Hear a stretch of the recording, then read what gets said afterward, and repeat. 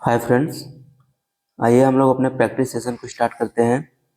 पहला क्वेश्चन है, जाटों का अफलातून किसे कहा जाता है? ऑप्शन 1 है चूड़ामन, ऑप्शन 2 है बदन सिंह, ऑप्शन 3 है सूरजमल, ऑप्शन 4 है जवाहर सिंह। तो इसका ऑप्शन कौन सा सही होगा? ऑप्शन 3 सूरजमल।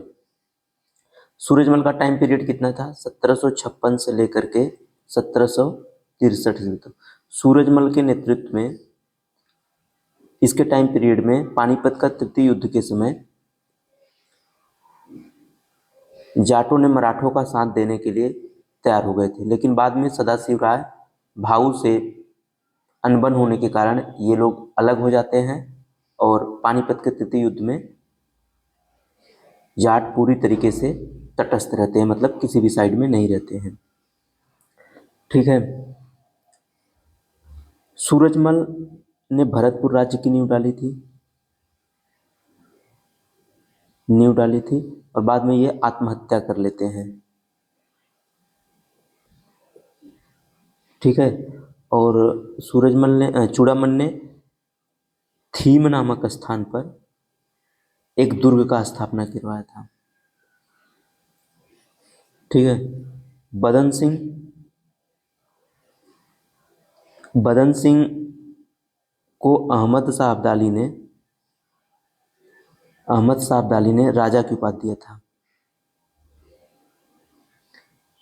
ठीक है। और जय सिंह ने इसे ब्रिजराज ब्रिजराज की उपाधि दी थी। बदन सिंह ने 4 स्थानों पर देग या दीग कहा जाता है। ठीक है। कुम्हेर, भरतपुर और बेर में दुर्ग का स्थापना करवाया था। ठीक है। जवाहर सिंह के टाइम पे एक इम्पोर्टेंट काम हुआ था। दिल्ली पर इसने आक्रमण किया था और वहां से अष्टधातु की दरवाजा लेकर आया था। बाद में ये भरतपुर के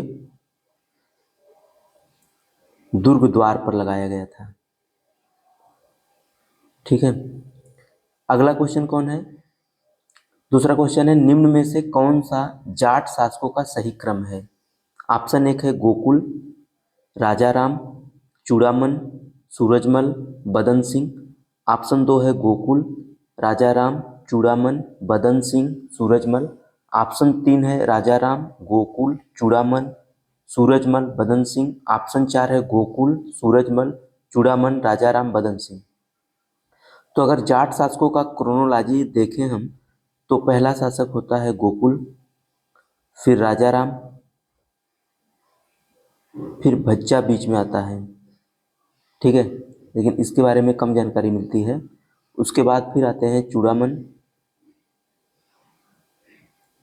ठीक है।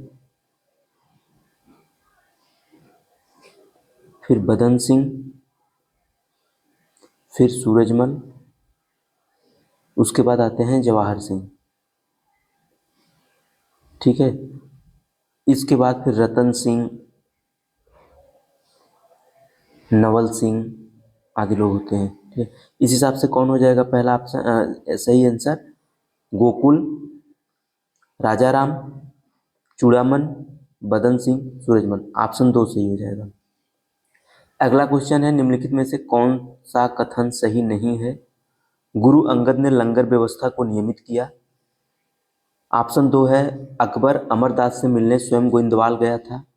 ऑप्शन 3 है हरगोविंद ने तरतारनपुर तथा करतारपुर नामक नगर का निर्माण करवाया।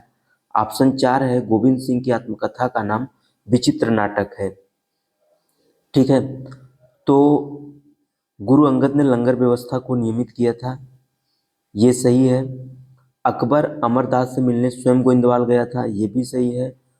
हरगोविंद ने तरतारनपुर तथा करतारपुर नामक नगर का निर्माण करवाया, ये गलत है। अर्थात यही ऑप्शन सही होगा, क्योंकि करतारपुर तथा तरतारनपुर नामक नगर का निर्माण किसने करवाया था? अर्जुन देव। ठीक है। अर्जुन देव ने गोविंदपुर नामक शहर का भी निर्माण करवाया था। ठीक है। गोविंद सिंह की आत्मकथा का नाम विचित्र नाटक है, ये भी सही है। गोविंद सिंह की दो और रचनाएं हैं, एक है कृष्ण अवतार, चंदी दीवर। ठीक है। अकबर ने अमरदास से मिलने स्वयं गोविंदवाल गया था। अमरदास ने अपनी गद्दी गोविंदवाल में स्थापित करवाया था और यहीं पर अकबर इनसे मिलने गया था। बाद में इनकी बेटी बीबी भानी के नाम 500 बीघा जमीन दिए अकबर दान देता है। ठीक है। लंगर व्यवस्था को शुरू किसने करवाया था? लंगर व्यवस्था को गुरु नानक ने शुरू करवाया था और इसको व्यवस्थित करने का गुरु अंगद को। ठीक है। अगला क्वेश्चन है, सरबत खालसा क्या था? सरबत खालसा बंदा बहादुर की सेना का नाम था। ऑप्शन 2 है बैसाखी और दीपावली के दिन सिख समुदाय के लोगों के इकट्ठा होना, सिख समुदाय में से अलग एक समुदाय, ऑप्शन 4 है उपरोक्त में से कोई नहीं। तो सरबत खालसा क्या था? बैसाखी और दीपावली के दिन सिख समुदाय के लोगों को इकट्ठा होना। ठीक है। बैसाखी और दीपावली के दिन सिख समुदाय के लोग इकट्ठा होते थे। ठीक है। और किसी भी ब्यौरे पर अपना मत देते थे विचार विमर्श करने के बाद। तो जो लोग इकट्ठा होते थे, इकट्ठे होने को क्या बोला जाता था? सरबत खालसा। और जो मत निकलता था उससे विचार विमर्श के बाद, उसको बोला जाता था गुरु मत्ता। ठीक है। अगला क्वेश्चन है, बंदा बहादुर के बचपन का क्या नाम था? ठीक है। लक्ष्मण देव, ऑप्शन 2 है गुरुबख्श सिंह, ऑप्शन 3 है लखन देव, ऑप्शन 4 है कृष्णदेव। तो बंदा बहादुर के बचपन का नाम क्या था? लक्ष्मण देव। ठीक है। बंदा बहादुर का जन्म हुआ था जम्मू। इनके बचपन का नाम था लक्ष्मण देव। इनका एक और नाम मिलता है माधव दास। बैराग ग्रहण करने के कारण इनको माधव दास बैरागी भी कहा जाता है। ठीक है। गुरुबख्श सिंह भी इन्हीं का नाम है। गुरुबख्श सिंह नाम इनको दिया गया था गुरु गोविंद सिंह द्वारा। ठीक है। अगला क्वेश्चन है, गोविंद सिंह द्वारा जीवन बलिदान के लिए बुलाए जाने पर आने वाले 5 लोगों में कौन नहीं है? दयाराम खत्री, ऑप्शन 2 है मोहक चंद्र छिंबा, ऑप्शन 4 है हिम्मत भीवर, ऑप्शन 3 है हिम्मत भीवर, ऑप्शन 4 है मोहनचंद। ठीक है। तो बैसाखी के अवसर पर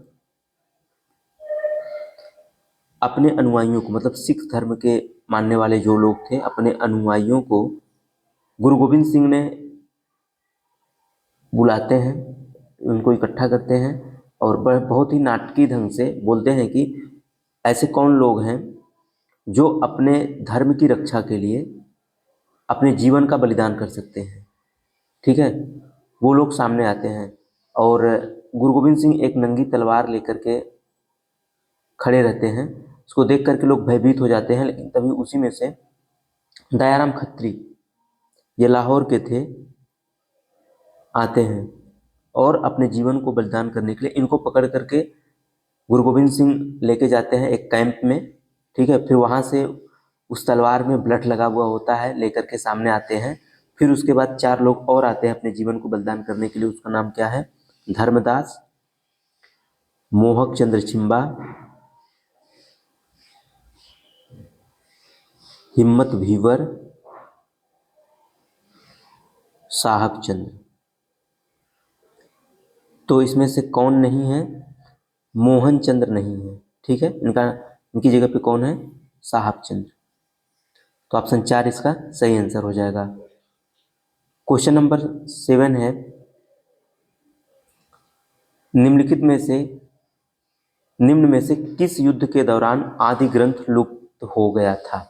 ऑप्शन 1 है नादौन का युद्ध, ऑप्शन 2 है खिदराना का युद्ध, ऑप्शन 3 है चकमौर का युद्ध, ऑप्शन 4 है आनंदपुर का प्रथम युद्ध।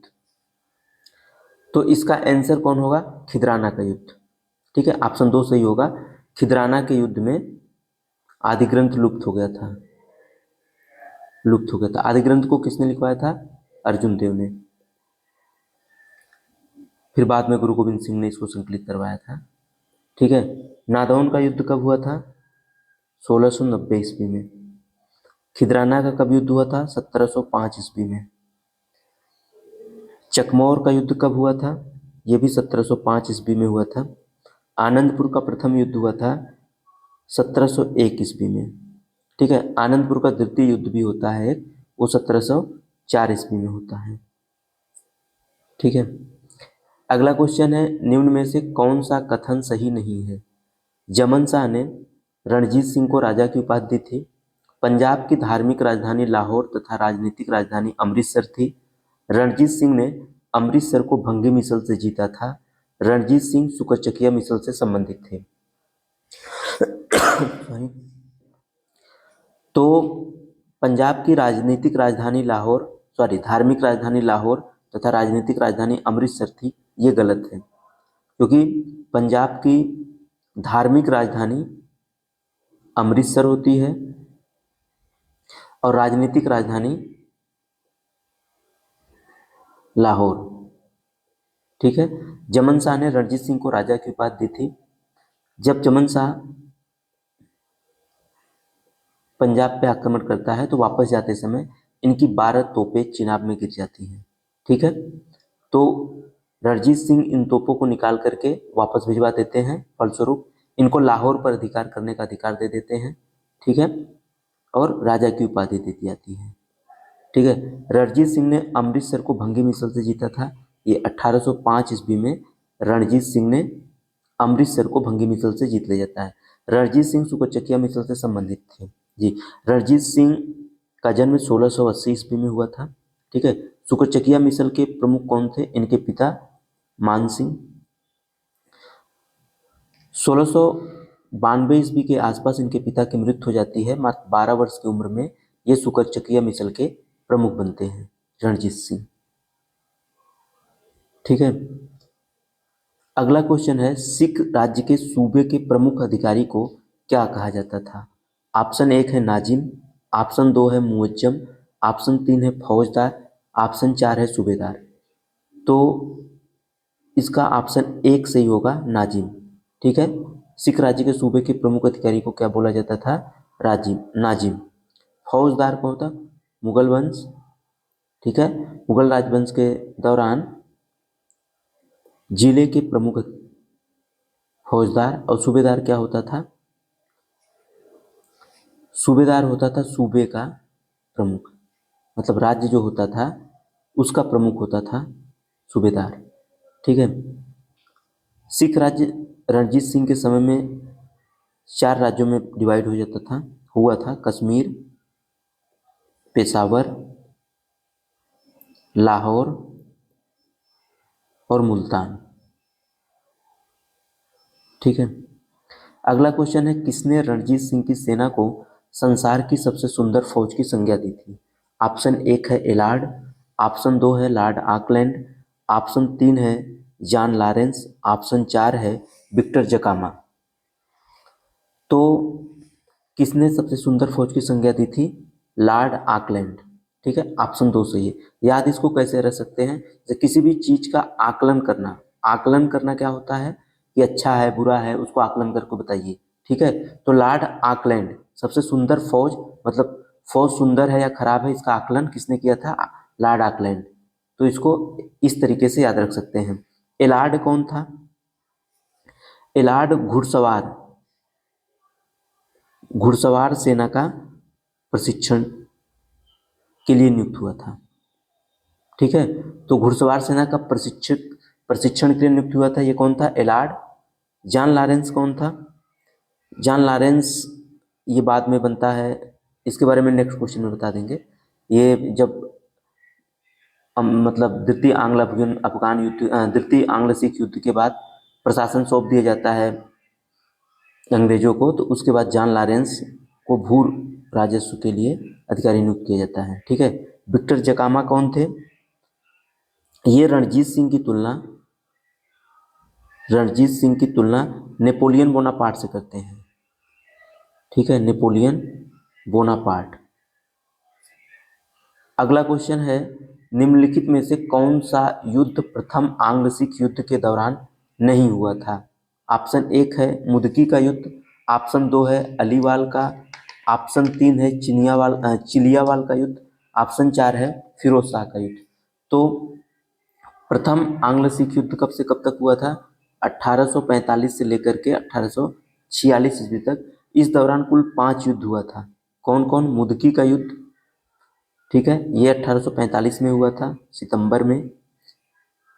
फिरोजपुर का युद्ध, फिरोज शाह का युद्ध, ये भी 1845 में ही हुआ था, लेकिन ये दिसंबर में हुआ था।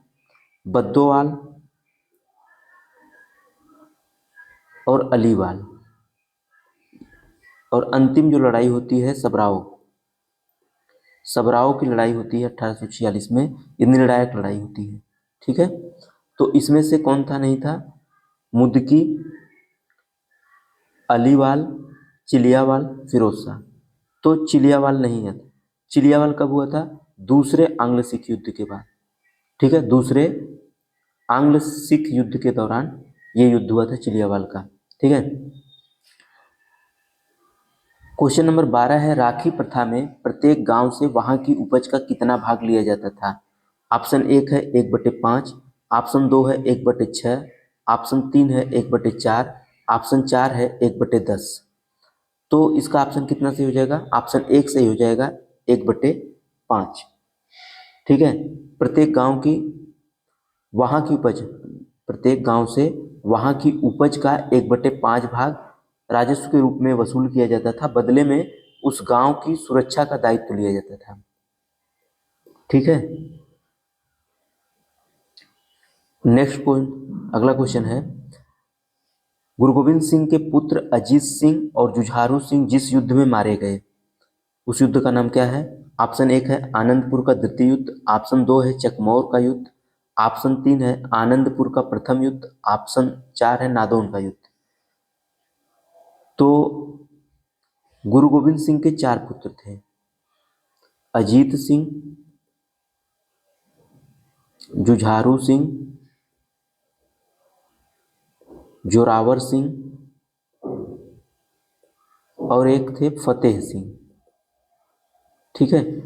तो इसमें जोरावर सिंह और फतेह सिंह की जो मृत्यु है ये आनंदपुर के द्वितीय युद्ध में हो जाती है, ठीक है।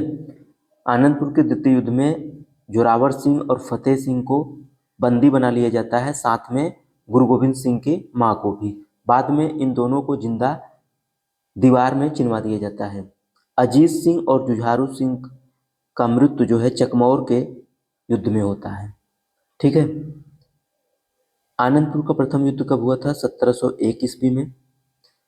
चकमौर का युद्ध कब? आनंदपुर का द्वितीय युद्ध होता है 1704 ईस्वी में, ठीक है।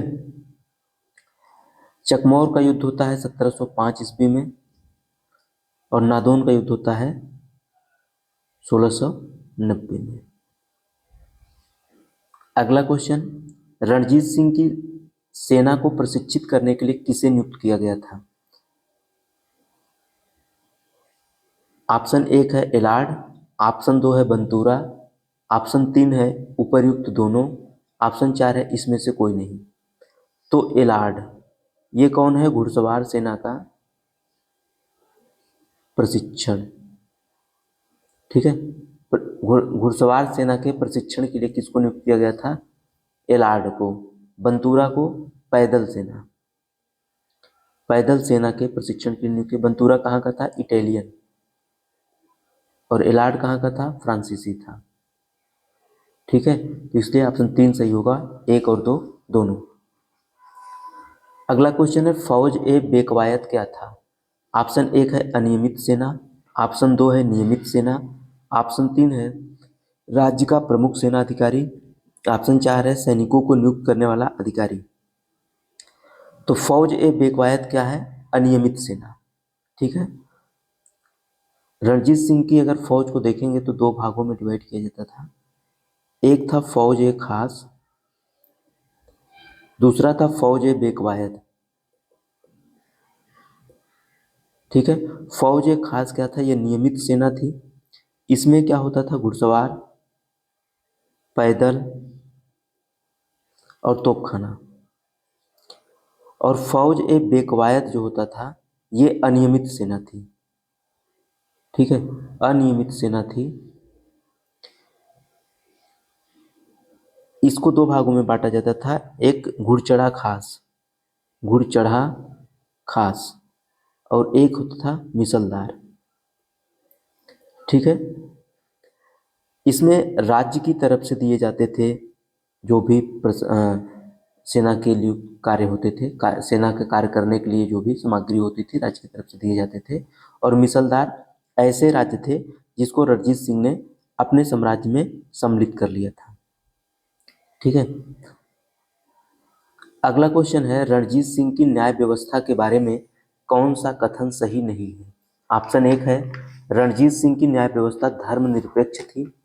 लाहौर में अदालत आला स्थापित की थी। अदालत उल आला की अपील महाराजा के दरबार में की जाती थी। मृत्युदंड अदालत उल आला और महाराज दोनों दे सकते थे। तो इसमें से ऑप्शन नंबर 4 सही आंसर होगा, क्योंकि मृत्युदंड का अधिकार सिर्फ महाराजा को था। ठीक है। रणजीत सिंह की न्याय व्यवस्था धर्मनिरपेक्ष थी, क्योंकि इनके न्यायिक कार्य में सभी धर्म के लोग, हिंदू, मुस्लिम, सिख, ईसाई, सभी नियुक्त किए जाते थे। ठीक है। अदालतुल आला की कहाँ स्थापित किया गया था, लाहौर में। और अदालतुल आला की जो समस्याएं होती थी उनको महाराजा के दरबार में अपील किया जाता था।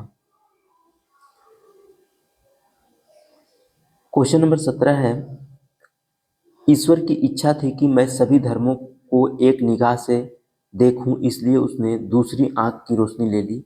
ये किसका कथन है? खड़क सिंह, शेर सिंह, ऑप्शन 3 है दिलीप सिंह, ऑप्शन 4 है रणजीत सिंह। तो रणजीत सिंह के बारे में यह रणजीत सिंह ने अपने बारे में स्वयं कहा था कि ईश्वर की इच्छा थी कि सभी धर्मों को मैं एक निगाह से देखूं, इसलिए मेरी दूसरी आंख की रोशनी ले ली गई। क्वेश्चन नंबर 18 है, निम्नलिखित में से कौन सा कथन लाहौर के संधि के संदर्भ में सही नहीं है? सिख सैनिकों की संख्या 12,000 घुड़सवार और 20,000 पैदल सैनिकों तक सीमित कर दिया गया। सिखों ने 1.5 करोड़ युद्ध हर्जाना देना स्वीकार किया। राजा को किसी यूरोपी के साथ किसी अमेरिकी व्यक्ति को भी अपनी सेवा में रखने की अनुमति नहीं थी। सतलज और ब्यास नदियों के स्थित दुर्ग पर महाराज का नियंत्रण अभी भी बना रहा। तो इसमें ऑप्शन नंबर 4 सही होगा, क्योंकि सतलज और ब्यास नदियों के स्थित दुर्ग पर महाराजा का नियंत्रण नहीं रहा, या अंग्रेजों के पास चले गए। और सिख सैनिकों की संख्या 12,000 और घुड़सवार की संख्या 20,000, सॉरी, मतलब 12,000 घुड़सवार और 20,000 पैदल सैनिकों तक सीमित कर दिया गया था सिख सैनिकों की संख्या। सिखों ने 1.5 लाख युद्ध हर्जाना देना स्वीकार किया था, जिसमें 50 लाख रुपए देते हैं और 1 करोड़ के बदले कश्मीर राज्य। ठीक है। राजा को किसी यूरोपी के साथ साथ किसी अमेरिकी व्यक्ति को भी अपनी सेवा में रखने का अधिकार नहीं था। यह भी ऑप्शन सही है।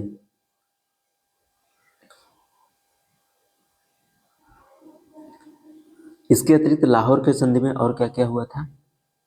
लाहौर के संधि के तहत अल्पवयस्क दिलीप सिंह को महाराजा स्वीकार किया गया था और रानी जिंदन को उनकी संरक्षिका के रूप में स्वीकार किया गया था। लाल सिंह उनके वजीर नियुक्त किए गए थे। ठीक है। बाद में ये जो 1 करोड़ रुपए के बदले में कश्मीर का जो राज्य है ये गुलाब सिंह को बेच दिया जाता है अंग्रेजों द्वारा। इसके लिए एक फिर युद्ध होता है और बाद में भैरोवाल की संधि होती है। वो नेक्स्ट क्वेश्चन में दिखाएंगे, मतलब एक्सप्लेन करेंगे। अगला क्वेश्चन है, निम्नलिखित में से कौन सा रणजीत सिंह के तोपखाने का भाग नहीं था? ऑप्शन 1 है तोपखाना ए गवी, ऑप्शन 2 है तोपखाना ए एसपी, ऑप्शन 3 है तोपखाना ए जम्बूरक, ऑप्शन 4 है तोपखाना ए बकवायत। तो रणजीत सिंह के तोपखाना ए गवी क्या होता था? ये जो बैलगाड़ियों पर रख करके, ठीक है, बैलगाड़ियों पर रख करके तोप खींचा जाता था, इसको तोपखाना ए गवी बोला जाता था। ठीक है, तोपखाना ए अस्पी होता था घोड़े घोड़े द्वारा खींचे जाने वाला तोप, या घोड़े के ऊपर रखकर चलाया जाता था, इसको तोपखाना ए अस्बी कहा जाता था। तोपखाना ए जम्बुरक क्या था? ऊंट की पीठ पर रखकर चलाए जाने वाला जो तोप होता था उसको तोपखाना ए जम्बुरक कहा जाता था। तोपखाना ए बेकवायद नहीं होता था, ऑप्शन नंबर यही सही होगा 4, क्योंकि यह रणजीत सिंह की अनियमित सेना का नाम था। तोपखाना ए सॉरी,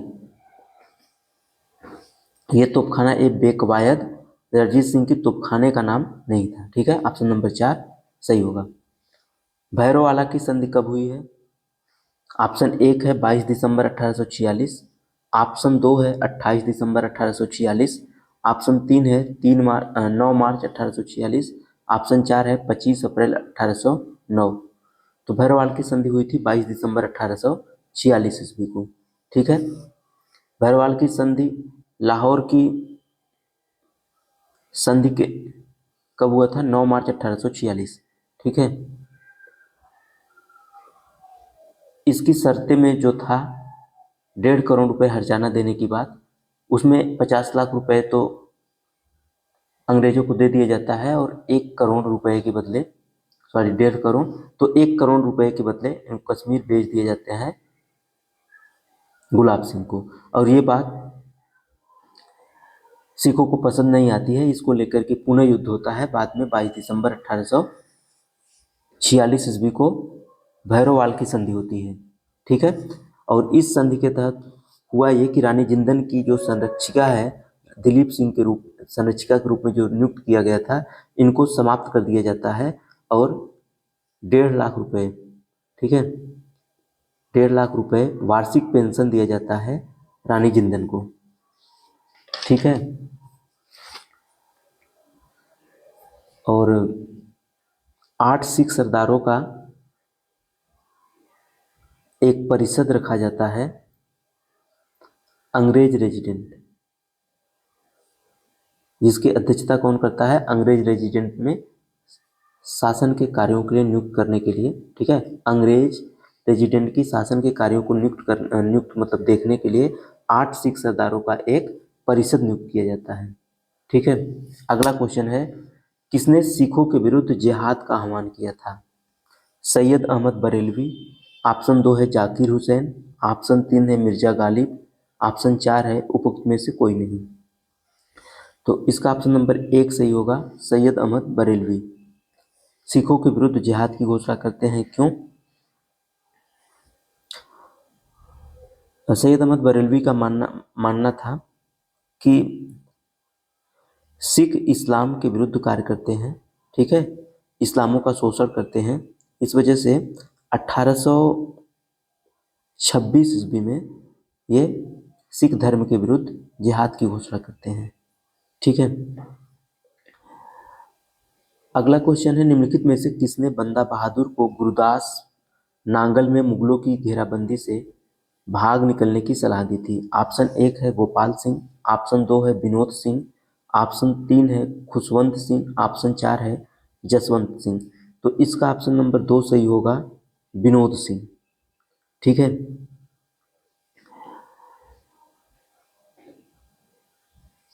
1715 ईस्वी में,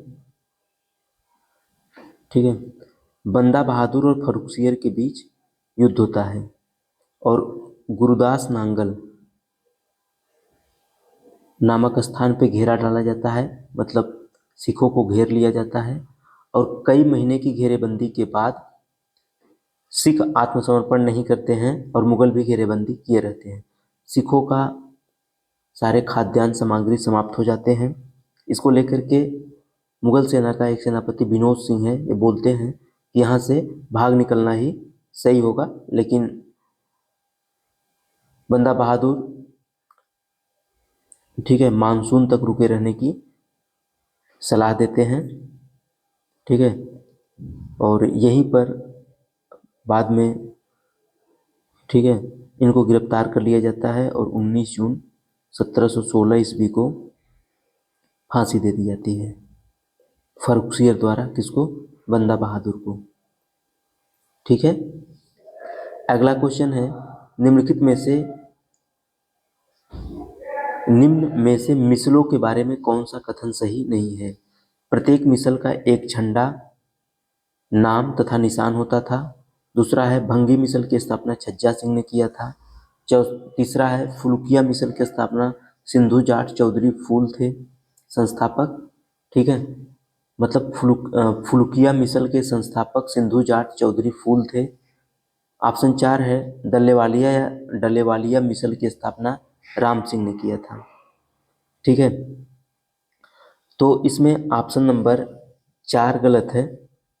ठीक है, क्योंकि दल्लेवालिया मिसल की स्थापना किसने किया था? गुलाब सिंह। ठीक है,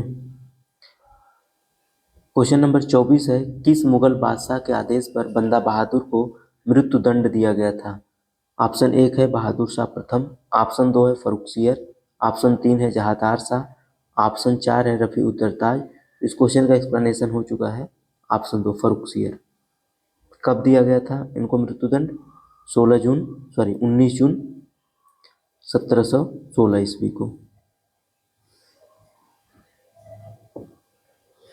क्वेश्चन नंबर 25 है, 1849 में पंजाब के अंग्रेजी राज्य में विलय के पश्चात शासन व्यवस्था के लिए बनाई गई 3 लोगों की परिषद में कौन नहीं था? ऑप्शन 1 है जॉन लॉरेंस, ऑप्शन 2 है हेनरी लॉरेंस, ऑप्शन 3 है चार्ल्स मैसन, ऑप्शन 4 है बंतूरा। ठीक है, तो द्वितीय आंग्ल मैसूर युद्ध, द्वितीय आंग्ल मैसूर युद्ध के बाद 29 मार्च 1849 ईस्वी को डलहौजी सिख राज्य को अंग्रेजी राज्य में मिला लेता है, अंग्रेजी साम्राज्य में मिला लेता है। महाराजा दिलीप सिंह को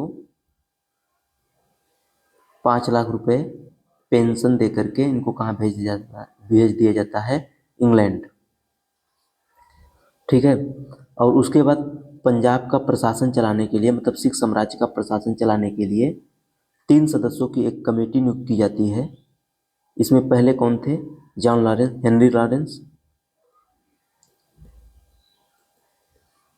हेनरी लॉरेंस, जिनको क्या देखना था? प्रशासनिक व्यवस्था। जॉन लॉरेंस, इनको देखना था भू राजस्व व्यवस्था। और चार्ल्स मैसन, इनको देखना था न्याय व्यवस्था। ठीक है, इस वीडियो में इतना ही।